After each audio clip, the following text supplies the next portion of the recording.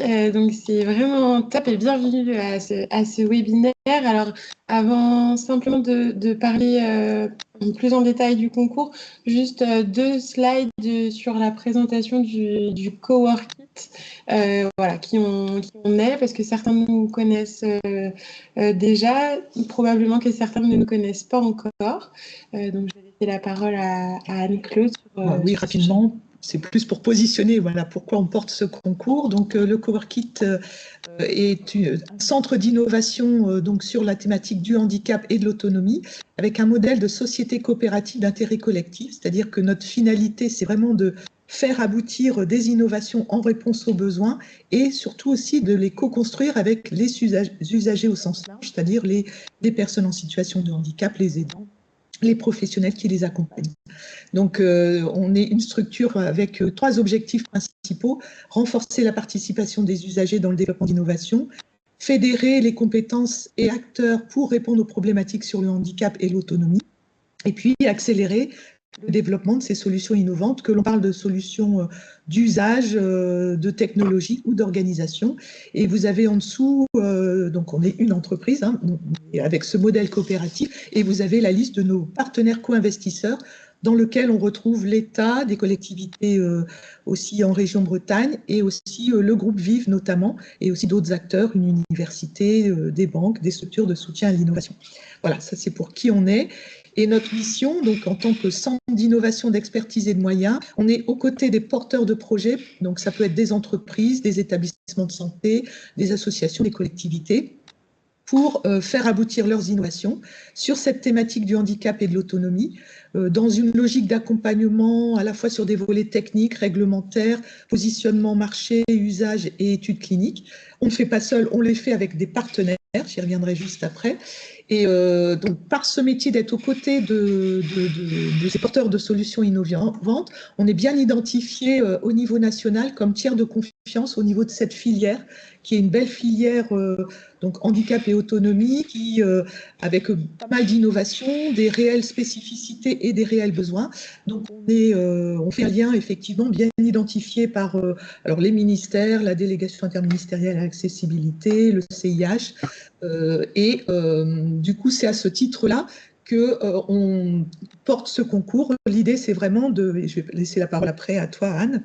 L'idée, c'est de parler de vous, de vos innovations, montrer que ça répond à des besoins et qu'il y a besoin d'accompagner vos parcours.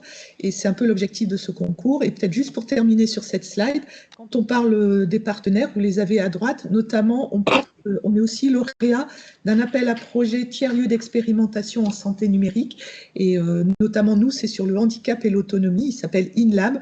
Donc, il est porté par le Coworkit et il mobilise le centre de CarePap, la Fondation Saint-Hélier et la Fondation Ildis. Donc, ça nous permet d'évaluer en vie réelle l'intérêt de ces solutions avec une logique d'écosystème et surtout du lien avec le national, puisqu'on est dans un réseau national avec d'autres tiers-lieux, d'autres établissements médico-sociaux, lieux de vie au sens large, collectivités. Voilà pour le Coworkit. Et du coup, c'est à ce titre-là qu'on veut vraiment mettre en avant la filière et que on en est à la 5e édition du concours. En fait, le concours préexistait même avant le Coworkit. Et l'idée, c'est qu'il a pris de l'ampleur, et notamment une ampleur nationale depuis 2022. Merci Anne-Claude. Je voulais simplement préciser que si vous avez il y aura un temps d'échange à la fin de la présentation, mais si au fur et à mesure de la présentation, vous avez des questions qui vous viennent, n'hésitez pas à les mettre dans le chat, on y reviendra sur la seconde partie de ce webinaire. Et en propos introductif, je voulais aussi dire que parmi du coup les participants, aujourd'hui, il y a déjà des entreprises qui ont répondu à la candidature du concours Startup et Handicap, et donc peut-être que vous posez des questions, et d'autres qui n'ont pas encore répondu. Donc l'idée, c'est aussi, c'est précieux d'avoir ce temps d'échange-là aussi pour pouvoir répondre aux interrogations que vous pouvez avoir. Voilà un petit peu. Donc le concours, effectivement, donc on a lancé la 5e édition du concours. L'ouverture des candidatures s'est faite donc le 5 mars. La fin des candidatures, c'est le 15 juin. Pardon. Et donc l'idée de ce concours, c'est vraiment, comme l'a dit Anne-Claude, de mettre en lumière les innovations dans le champ du handicap et de la perte d'autonomie. On est vraiment sur, le handicap au sens large. L'idée, voilà, c'est de montrer qu'il y a une filière qui existe. Notre mission, elle est aussi de la structurer, cette filière, qui est encore finalement assez peu structurée, mais en tout cas, voilà, on a aussi cette mission-là. Et l'idée, c'est, au-delà de la mise en lumière, d'accompagner vers justement le déploiement de ces innovations auprès donc, des publics cibles que vous ciblez. Donc, c'est de voilà, participer à l'accélération de votre mise en marché. Donc voilà, l'idée, c'est vraiment de participer à tout ça. Donc voilà un petit peu les objectifs du concours Startup et Handicap. Je le rappelle, c'est un concours à vocation nationale. Voilà. Et on a aujourd'hui à peu près on a 22 sponsors qui soutiennent le concours, et donc on est très fiers aussi des sponsors que l'on a, qui sont des sponsors on a des sponsors régionaux et des sponsors nationaux. Donc voilà, peut-être parmi les sponsors, on peut peut-être préciser qu'il y a des sponsors institutionnels, donc la région, la collectivité de Lorient Agglomération notamment, qui accueille la cérémonie de remise des prix. On a aussi le groupe Vive, donc là qui est plutôt dans la catégorie établissement de santé. On a dans la même logique, Intégrance. Pardon, oui. Les deux. Oui, c'est ça. Et voilà, et des mutuelles aussi. On a des banques, on a Biotech Santé Bretagne aussi, qui est l'un de nos partenaires historiques, et des associations d'usagers, notamment comme Grandiose, la FIP notamment. Donc voilà, l'idée, c'est d'avoir aussi une belle diversité de sponsors. Je voulais juste préciser que ces sponsors aujourd'hui font partie du jury de sélection, et donc ils nous accompagnent justement jusqu'à la date de la remise des prix en novembre. Et donc voilà, donc il y a une vraie intégration avec de ces sponsors, et que l'on anime autour de copiles qui ont lieu à raison d'une fois par mois, pour qu'ils puissent suivre l'avancée du projet. Donc comme on le disait précédemment, il y a déjà eu 4 éditions, on lance la 5e édition. Il y a sur ces 4 éditions plus de 450 projets qui ont été déposés et 21 startups accompagnées. Cette année, en tout cas, comme les années précédentes, on vise la réception de entre 120 et 160 candidatures. Voilà, ce qui montre aussi l'intérêt du concours. Et l'idée, c'est qu'on a vraiment décidé d'avoir un temps d'accompagnement qui soit un temps long, que ce ne soit pas uniquement du one-shot. L'idée, c'est qu'en année 1, effectivement, il y a la partie candidature, sélection des lauréats jusqu'à la remise des prix. Donc voilà, il y aura des lauréats, en tout cas sur cette année 1, avec les prix qu'on va vous présenter sur la slide suivante. Et en année 2, l'idée, c'est de poursuivre cet accompagnement avec l'observatoire de la filière. Donc l'idée, c'est que on a la possibilité, avec les candidatures, de récupérer effectivement des données qui sont des données précieuses, qui nous permettent de structurer un observatoire de la filière que je tiens là entre mes mains, qui est un document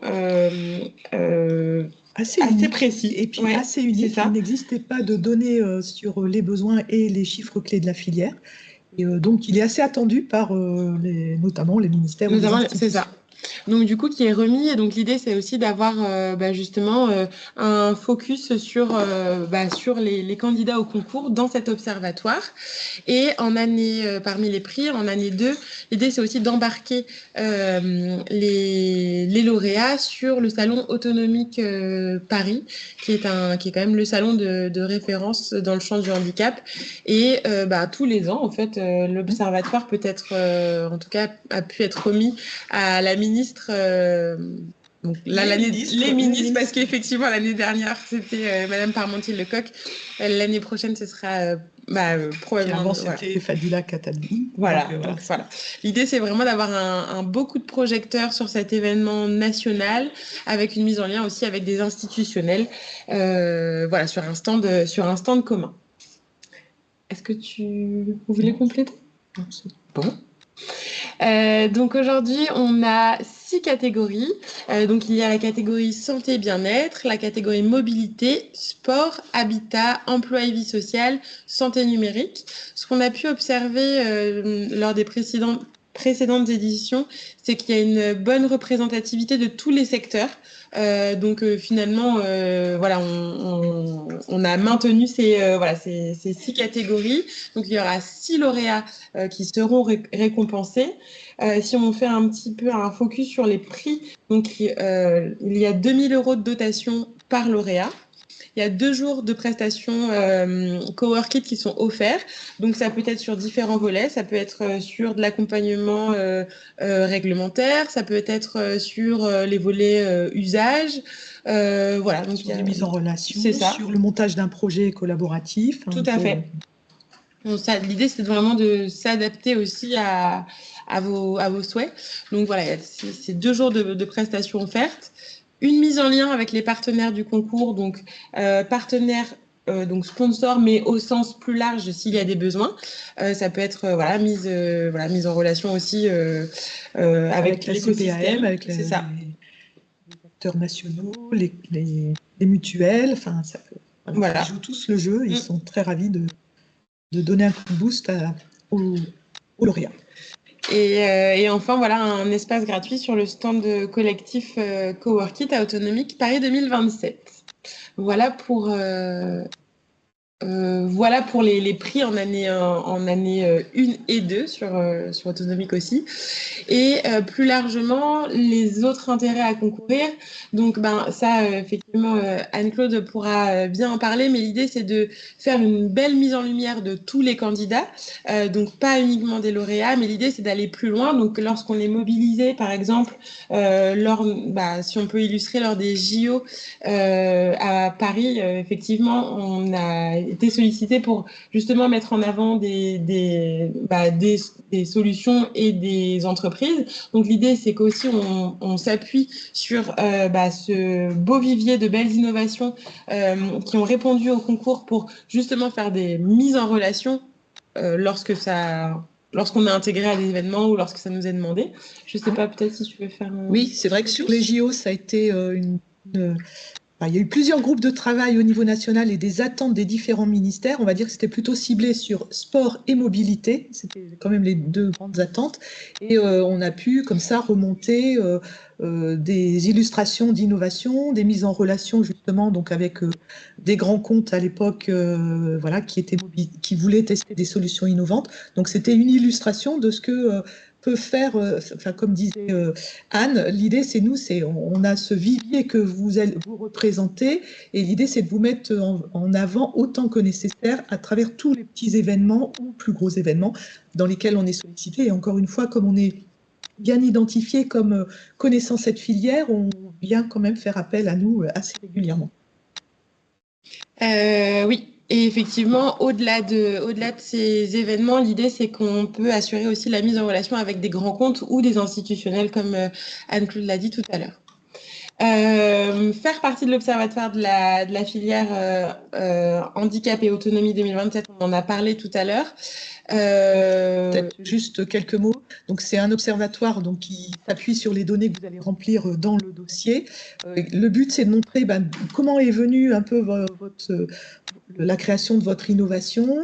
Ensuite, quelle est vraiment cette innovation et ensuite, vraiment, quels sont les marchés et les besoins. Parce que du coup, c'est un observatoire et on a rajouté l'idée d'un manifeste, c'est-à-dire finalement les préoccupations communes que vous pouvez avoir vu la spécificité de cette filière.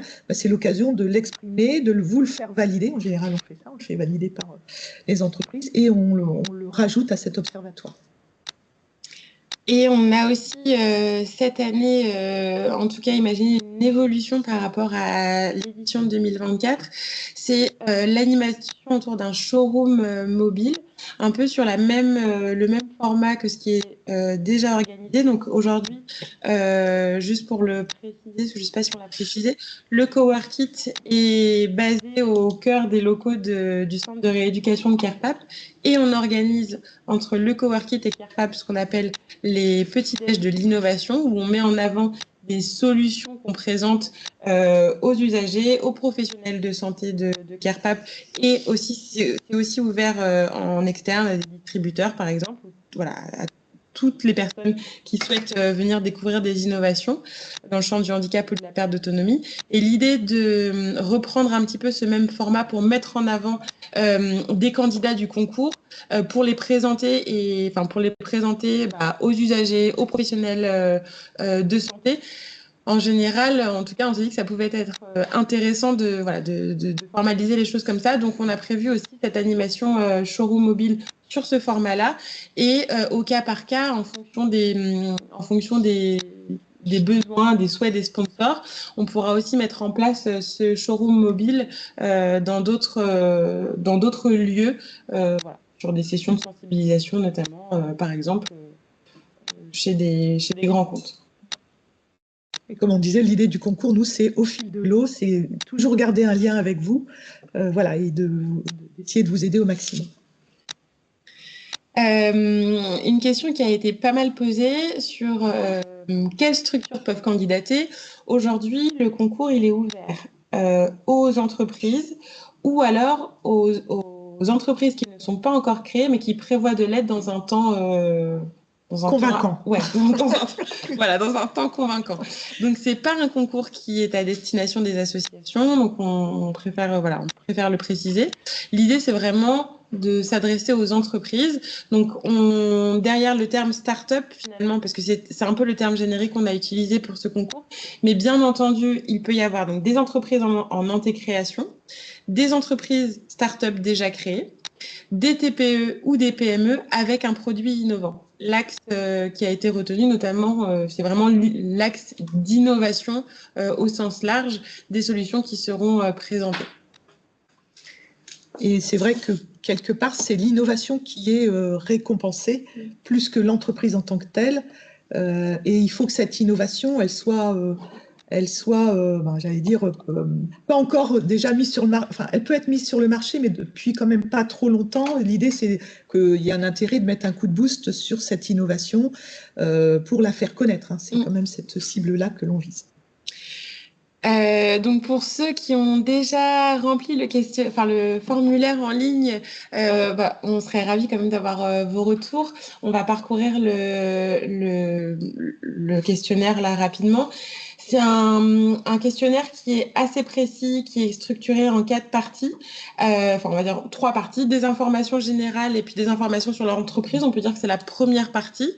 Ensuite, une seconde partie sur des précisions sur la solution en tant que telle, la solution innovante, et une troisième partie sur le marché, les perspectives marché, les attendus marché. Donc, on va le balayer ensemble, mais c'est un questionnaire qui est assez précis, qui nous permet effectivement d'avoir des datas précises pour pouvoir compléter l'observatoire.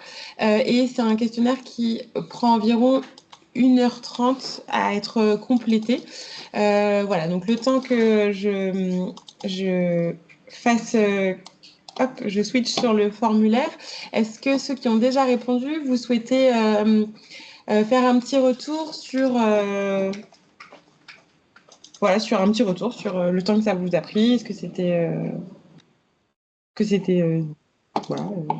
difficile, facile? Est-ce que vous avez trouvé ça challengeant, intéressant? Non, pas de... Si je me permets de prendre la parole, j'ai rempli le questionnaire. Je n'ai pas eu l'impression d'avoir un temps trop important.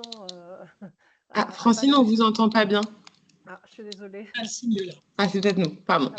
Ça va mieux? Je sais pas. Oui. Ouais. Je disais, j'ai rempli le questionnaire, mais je n'ai pas trouvé une lenteur dans le questionnement. C'est assez fluide. Les réponses apportées me venaient assez naturellement par rapport à l'historique de l'entreprise et surtout de l'innovation dont Oui. on parle. Et effectivement, c'est très boostant, c'est très intéressant. Enfin, voilà, c'est très intéressant de remplir ce questionnaire. Ça nous permet aussi de faire une petite photo à un instant T de où on en est, de mieux mesurer peut-être le chemin parcouru par rapport à l'innovation qu'on porte et par rapport à l'entreprise qu'on a créée, qu'on porte à bout de bras. Donc, c'est très intéressant de remplir ce questionnaire. Voilà mon retour. Merci Francine. Merci. Est-ce qu'il y a d'autres, peut-être, d'autres réactions? Peut-être tu peux continuer, puis on prendra peut-être les questions. Alors.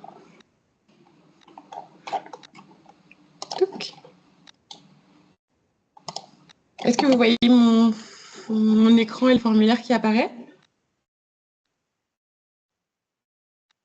Non, vous ne voyez pas? On voit la fenêtre Teams. Ouais, j'ai pas l'impression. Ouais, je vois la fenêtre Teams. Non, pas du tout. Alors, attendez.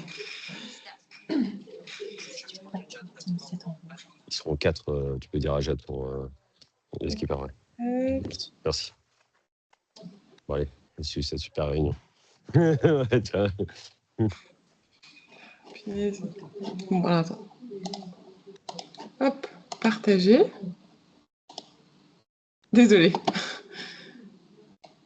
Voilà, ça peut être ça. Ok. Est-ce que vous la voyez? Oui, c'est bon.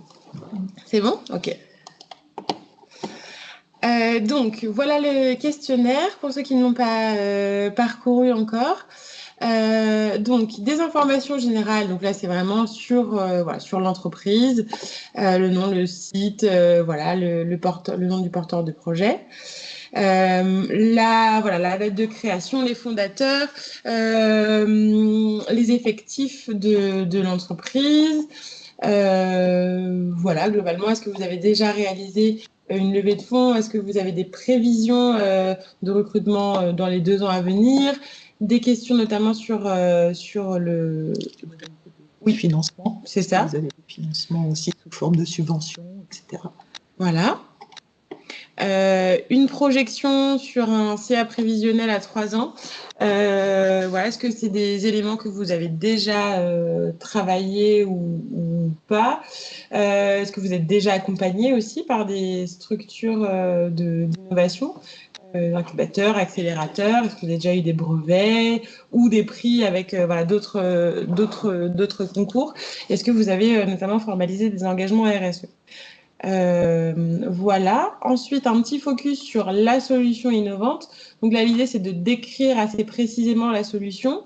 Je tiens à rappeler que si jamais vous avez des présentations, des flyers, des vidéos, etc., que vous ne pouvez pas joindre à ce questionnaire, n'hésitez pas à me les envoyer en pièce jointe d'un mail. Je les collecte et je les archive voilà, dans votre fichier. Voilà, on pourra les utiliser pour les présélections des dossiers. Et c'est toujours aussi parfois plus parlant d'expliquer à travers une vidéo. Voilà, donc n'hésitez pas à m'envoyer du contenu. Voilà, à quel type de handicap votre solution répond? Est-ce que on est dans le champ de l'innovation de rupture ou pas? Cette année, on a rajouté des éléments sur l'intelligence artificielle parce que c'est un sujet, notamment, on a été mobilisé dans le cadre d'un groupe de travail sur les aspects notamment d'intelligence artificielle en lien avec le handicap. Et donc, c'est aussi un sujet qui est émergent dans ce secteur d'activité. Et donc, voilà, l'idée, c'est de mesurer aussi sur les startups qui arrivent sur le marché, enfin les solutions qui arrivent sur le marché. Est-ce que c'est vraiment majoritaire ou pas forcément? Enfin voilà, l'idée c'est d'aller questionner aussi ces sujets. Voilà, l'impact social, la maturité du produit ou du service. Est-ce que vous êtes dans le périmètre, est-ce que vous êtes marqué CE est-ce que vous êtes dans le périmètre d'un dispositif médical? Donc, il n'y a pas de souci. Hein. Parfois, ce n'est pas forcément très évident de répondre à ces questions-là et vous pouvez aussi le préciser. Voilà, est-ce que vous avez, depuis quand vous faites de de la R&D sur votre solution. Voilà, les prestataires ou les partenaires qui peuvent vous aider aussi dans la structuration de votre projet. Et les partenaires aussi, fabrication et industrialisation des process. Est-ce que vous êtes déjà allé plus loin? Est-ce que vous avez déjà confronté votre solution à des utilisateurs ou des futurs utilisateurs pour valider la pertinence marché? Voilà. Est-ce que vous avez été jusqu'à mener une étude clinique? Voilà, peut-être des informations qui sont utiles, mais peut-être que vous n'êtes pas allé jusque-là et c'est OK, ça dépend vraiment la stratégie et de la stratégie du produit. Hein. Oui, c'est ça, exactement. Voilà, est-ce que vous avez rencontré des difficultés? Est-ce qu'il y a un brevet sur le produit? Est-ce que vous avez dû réorienter la stratégie? Ça arrive, ça peut arriver parfois dans des entreprises de partir sur une autre stratégie. Voilà, préciser les choses. Le dernier point, c'est le marché. Et voilà, et pardon, dernier point, c'est le marché. Donc l'évaluation de votre solution sur un marché. Est-ce que vous avez déjà fait une étude de marché? Quelle est la taille de votre marché? Quel est le périmètre géographique de votre marché? Est-ce que c'est un marché régional, national, européen, international? Est-ce que vous connaissez la taille de ce marché? Est-ce que vous avez des concurrents? Voilà, est-ce que vous avez déjà des clients, déjà une solution commercialisée ou pas encore? Voilà, et puis des éléments sur un début de chiffre d'affaires, si vous en avez un, bien sûr. Voilà. Et puis des éléments aussi sur le business, sur le modèle économique lié au déploiement de votre solution sur le marché. Est-ce que c'est un prix produit? Est-ce que c'est un abonnement? Voilà. Et ensuite, c'est tout. Voilà. Donc, vous avez vu, c'est assez précis, les questions qu'on pose.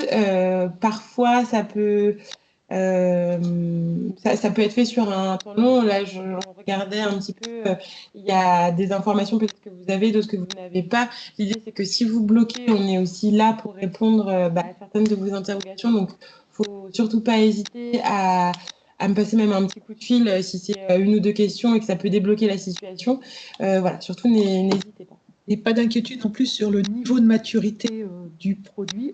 Il y a bien l'idée de pouvoir récompenser autant des projets amont que des projets déjà proches marché. Enfin, voilà, il faut convaincre, voilà, répondre un petit peu aux critères, mais je crois que tu vas les présenter après. Oui. Mais globalement, on prend aussi des projets qui sont encore en phase de preuve de concept, avec encore une maturité à poursuivre.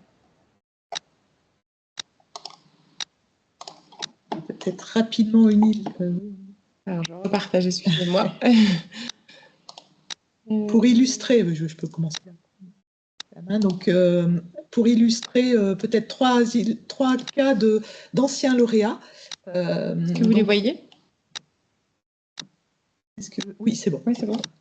Donc, les deux premiers sont des lauréats de l'édition 2024. Donc, le premier dans la catégorie santé numérique. Donc, c'est une solution portée par l'entreprise Beatles. Et c'est une solution compagnon musicale d'aide à la marche, visant dans un premier temps la maladie de Parkinson. Et l'idée, c'est une appli connectée à des capteurs qui se met sur les chevilles, qui détecte la cadence et qui l'adapte et qui stimule finalement la marche pour ces personnes qui ont besoin d'être stimulées, pour lesquelles il y a un réel bénéfice d'avoir une activité physique. Donc là, clairement, lui, ce qui nous a fait comme retour de l'intérêt de ce concours, c'est déjà la visibilité, le fait d'avoir déjà pu présenter et échanger avec la ministre et toute la délégation qui était là lors de Autonomique Paris.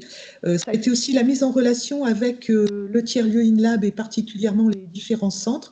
Et donc, il y a un montage de projet qui est en cours, déposé à la CNSA et qui lui a donné aussi l'ouverture d'autres sites d'application. Au départ, il était très Parkinson et là, dans le projet qu'on monte avec eux, c'est plutôt autour du senior et de prévention et le maintien de la marche. Un deuxième exemple, c'est Glaster, donc lui aussi lauréat, alors plutôt dans la catégorie emploi et vie sociale. Donc là, c'est un logiciel qui adapte en fait tous les documents pour des personnes atteintes de troubles 10, donc de façon individuelle, et donc permettent effectivement la formation, l'accès à l'information et puis voilà, tous les échanges qui sont facilités par ce type d'outils. Donc pour lui, clairement, l'intérêt d'avoir répondu au concours, c'est l'accès au réseau. Et il illustre à travers 2 cas particulièrement. Dès le soir même du concours, il a pu échanger avec l'Université de Bretagne occidentale et il y a eu un intérêt. Et depuis, sa solution est intégrée dans les outils de l'UBO, la plateforme. Et voilà, il y a eu un réel fit rapide. Et le lendemain, je crois que tu en parles après, le lendemain de la remise des prix ou l'après-midi, on fait un échange spécifique avec l'ensemble des sponsors. Et là, il a pu échanger avec l'AGFIP. Et pareil, il y a une suite qui s'est continuée dans les échanges voilà, pour tout ce qui est intérêt de sa plateforme pour les apprenants en situation de handicap. Et le 3e exemple, c'est donc là un lauréat de l'édition 2022, donc la société Épure, donc dans le thème mobilité, donc une entreprise qui développe un système de freinage par rétroaction, un peu comme les vélos hollandais, donc sur les fauteuils de roulant manuels, donc réponse à un réel besoin. Voilà, qui était que les personnes ne freinaient qu'avec leurs mains avant.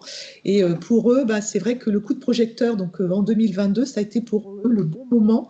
Ça s'est poursuivi par une mise en avant, notamment dans le cadre des JO, et aussi une mise en relation avec des partenaires, notamment le centre de CarePap, le CRM, et puis appuyé aussi avec le coworking. On a pu mener l'étude clinique sur sa solution et voilà, ça aboutit à une demande de remboursement auprès de la Haute Autorité de Santé qui est désormais acceptée. Donc c'est voilà, coup de projecteur au bon moment.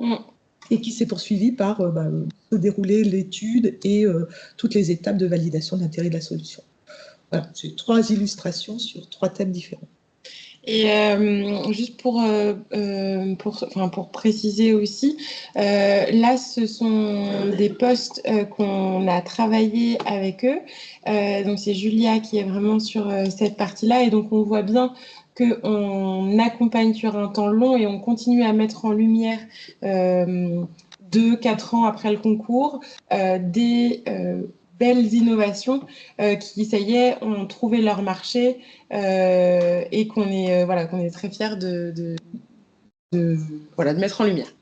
Et là, évidemment, ce sont les lauréats qu'on a mis en avant, mais on fait aussi ça pour les candidats, puisqu'on aura pris le temps de regarder vos solutions, d'avoir l'analyse. Donc, l'idée, c'est d'accompagner au maximum. Tout à fait. Et enfin, donc les dates un peu clés du concours. Donc là, les candidatures sont ouvertes jusqu'au 15 juin. L'idée, c'est qu'ensuite, après le 15 juin, c'est de notre côté, on fait une présélection de 30 candidats qu'on transmet au jury. Donc voilà, il y aura 12 présélectionnés. Il y aura des auditions qui se tiendront. On n'a pas encore le lieu précis, mais a priori, ce sera à Lorient le 23 octobre. Donc, l'idée, c'est de venir présenter vos solutions en live au jury. Ensuite, il y aura la remise des prix lors de l'événement des accessibles à Lorient. Donc, ce sera le 20 novembre, c'est déjà calé. Et il y aura un temps fort à Économique Paris en juin 2027. On n'a pas encore la date et ça sera en même temps que la sortie de l'observatoire qu'on pourra remettre sur ce temps fort.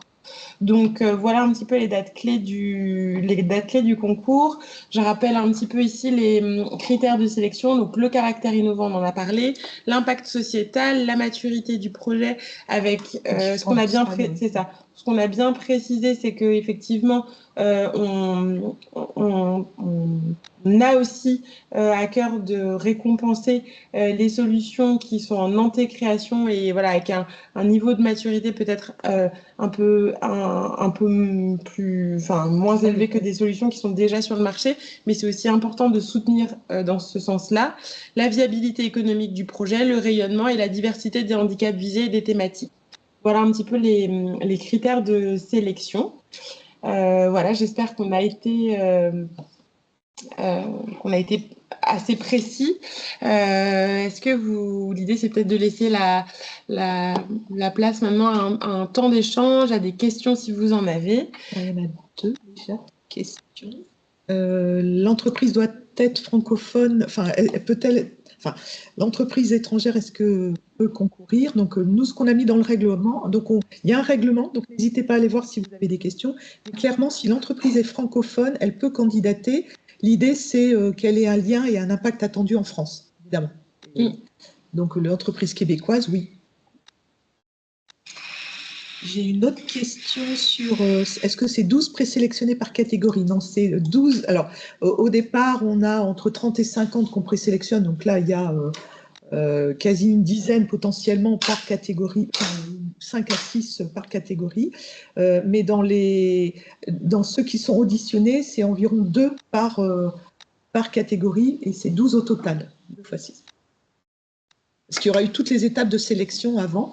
Et ça aussi, on tient à cœur, on vous fait un retour un peu anonymisé, mais avec, voilà, si vous n'êtes pas, par exemple, dans les 12 présélectionnés, vous pouvez nous demander, on peut prendre un temps d'échange pour vous dire, voilà, ce qui a peut-être moins convaincu et s'il y a des choses constructives qu'on peut vous faire remonter. Alors, je vois tout. Est-ce qu'il y a d'autres questions? Parce que là, dans le... J'en vois pas d'autres. Moi, j'ai une question. Est-ce que... Ah oui, pardon, je poserai ma question après. Peut-on remanier le dossier établi jusqu'à la date finale de dépôt de candidature pour préciser nouvelles avancées produits ou informations majeures marché, entrer nouveaux clients majeurs? Alors, ah oui, ça, c'est quelque chose que tu n'as pas dit. Une fois que le dossier est déposé, il est déposé. Sauf cas vraiment exceptionnel où vous pouvez nous tenir au courant et dans ces cas-là, on annule un précédent et il y a un fait majeur et on peut voir ça.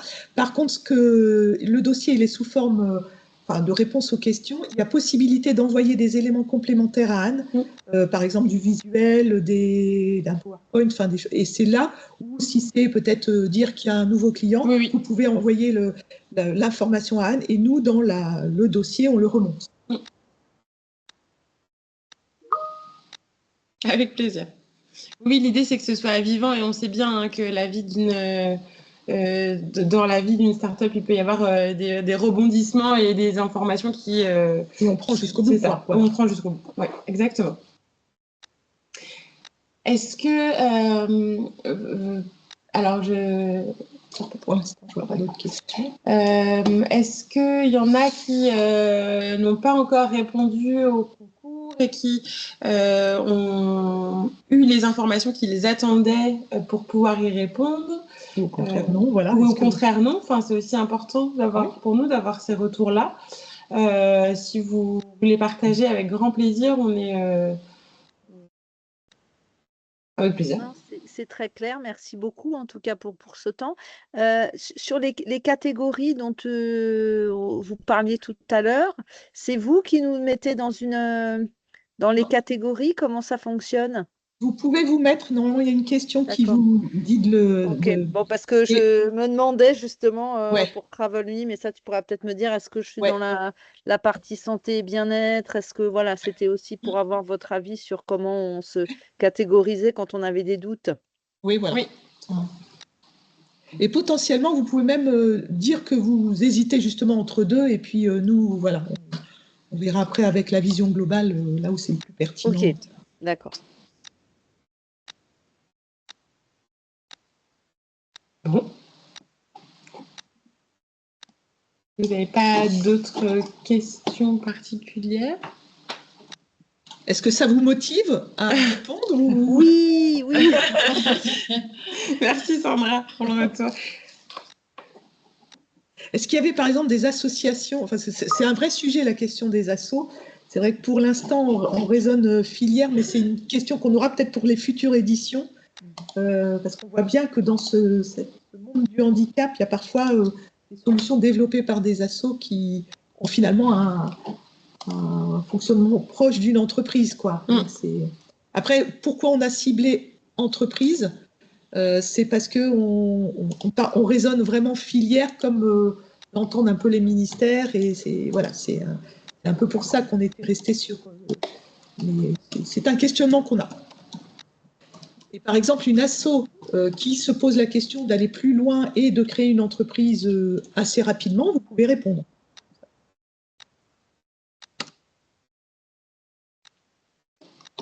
Oui, et effectivement, des porteurs de projets qui ne savent pas, des porteurs de projets qui n'ont pas forcément identifié la typologie de structure qu'ils voudraient créer pour leur solution. Si vous pensez effectivement à la structuration en entreprise, vous pouvez aussi répondre. Je pense notamment à des étudiants, par exemple, qui sont encore en cours de structuration. Voilà, si ça se dirige dans un temps court vers la structuration d'une entreprise, oui. Oui, bien sûr. Je vous enverrai sur les mails que vous avez mis dans la conversation le support de présentation avec plaisir. Je vous enverrai ça. Pour ceux qui n'ont pas encore mis et qui souhaitent leurs coordonnées, si vous souhaitez recevoir le support de présentation, n'hésitez pas à rajouter votre mail.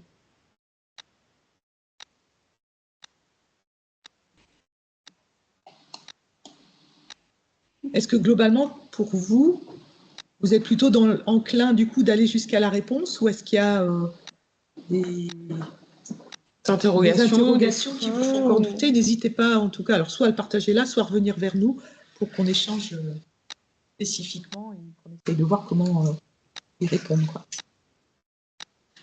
Super. Merci toi.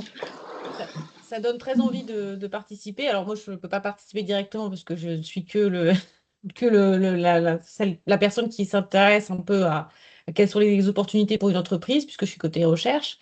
Mais en effet, je trouve que votre présentation est vraiment, elle donne vraiment envie à ces entreprises de vouloir candidater. Et puis c'est sûr que dans le monde du handicap, si on n'a pas les bons interlocuteurs, les entreprises ont du mal à survivre parce que les clients sont à faible nombre. Donc on sait très bien que le modèle d'affaires est assez à l'équilibre, donc je trouve que c'est super que vous puissiez faire ça.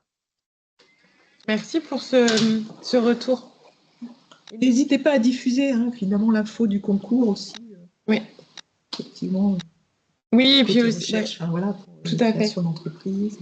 Et à suivre aussi sur LinkedIn. Julia publie assez régulièrement sur le concours. Voilà. Très bien. Bon, idéalement, ça serait bien de ne pas s'y prendre au dernier moment. Voilà, c'est toujours bien d'essayer de répondre assez tôt, parce que justement, vous pouvez peut-être aussi penser après à renvoyer des éléments complémentaires. Voilà, après, c'est bien ouvert jusqu'au 15. N'hésitez pas à vous y mettre.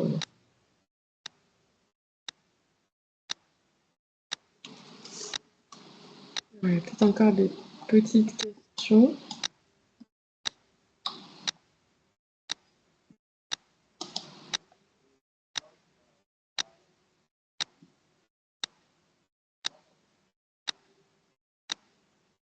Ah non, il n'y a pas de question. Okay. Vous pouvez dire aussi oralement. Hein, oui, oui. Ah oui, tout à fait.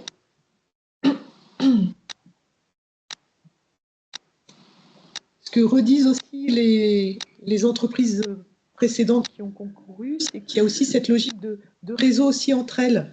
Je sais qu'il y a, alors on ne l'a peut-être pas trop mis, mais donc là, la remise des prix va être le 20 novembre, c'est ça, le matin. Et l'après-midi, on réunit tout le monde au Coworkit avec les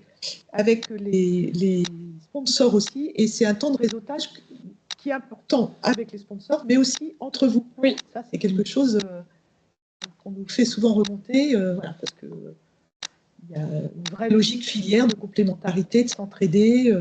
Ça, c'est chouette, quoi. Oui, tout à fait. C'était d'ailleurs, je rebondis par rapport effectivement en temps de présentation, il y en avait qui se connaissaient, donc c'est aussi ça qui est chouette, de voir les synergies possibles. Donc voilà. Bon, parfait. S'il n'y a pas d'autres questions, je vous envoie le support de présentation à tous. On reste disponible, bien entendu, pour répondre à vos questions si vous en avez. Et je vous envoie le replay sur demande si vous le souhaitez. Qui sera également disponible sur notre page LinkedIn. Exactement. On communiquera dessus pour que les personnes qui n'ont pas pu participer au webinaire aujourd'hui puissent retrouver ce webinaire et même aller piocher les infos à l'intérieur. Voilà. Donc le lien sera disponible sur notre page LinkedIn. Merci, merci Francine. Merci Manal, merci Alexis, Grégory. Merci à tous. Merci à tous. Ouais. C'est vraiment important pour nous, voilà, cette dynamique grâce à vos innovations. Donc voilà, on compte sur vous.